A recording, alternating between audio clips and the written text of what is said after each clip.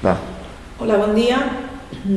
Estem patint una situació de crisi molt greu i la veritat és que hi ha moltíssimes famílies en tota Espanya, en tot el País Valencià, però també en la Vall d'Uixó, que estan sent desnonades de les seues cases, que s'estan quedant sense casa per el drama social que ha constituït també l'atur. I pensem i considerem des d'Esquerra Unida que la vertadera i real solidaritat amb les persones i les famílies que són víctimes de la pràctica abusiva dels bancs ineludiblement ha de passar per la modificació de la llei hipotecària. Una llei hipotecària molt injusta i que està deixant moltes persones al carrer. I hem de modificar la llei hipotecària en el sentit que demanen les plataformes d'afectats per les hipoteques, que demanen tres coses molt concretes, com són la suspensió de forma immediata de tots els desnonaments de la vivenda habitual de les famílies, la dació en pagament amb efectes retroactius i el lloguer social per a que ningú es quede sense una casa per a viure. L'alcalde de la Vall d'Uixó, el senyor Òscar Clavé, va decidir de forma totalment arbitrària no ampliar, no concedir l'autorització a la plataforma d'afectats per la hipoteca de la Vall d'Uixó per a continuar replegant signatures per a la ILP per a poder modificar aquesta llei hipotecària tan injusta. I ho va fer perquè el senyor Clavé s'ha plegat als desitjos de les entitats bancàries que no volen que se'ls assenyale de forma directa com els responsables del drama dels desnonaments.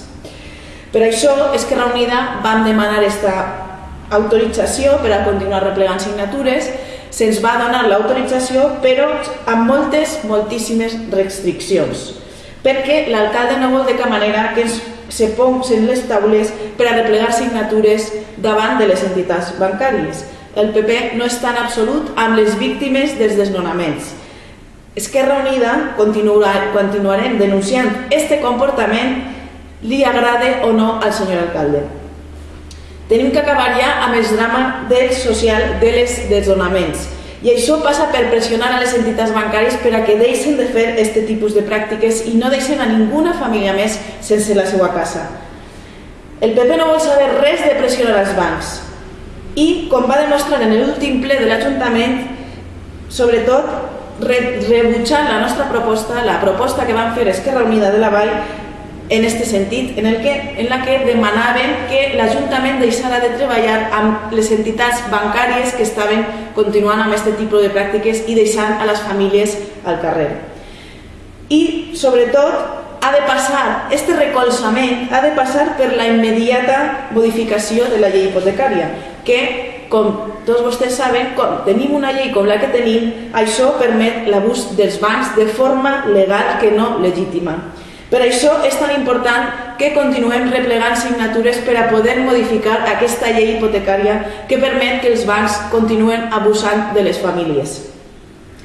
Esquerra Unida i Izquierda Unida portem anys demanant i presentant iniciatives al Congrés dels Diputats, al Parlament, per a modificar la llei hipotecària. En concret, des de 2009 hem presentat diverses iniciatives i que els partits majoritaris, tant PP com que PSOE, s'han negat i han votat sistemàticament en contra de totes aquestes propostes que hem presentat.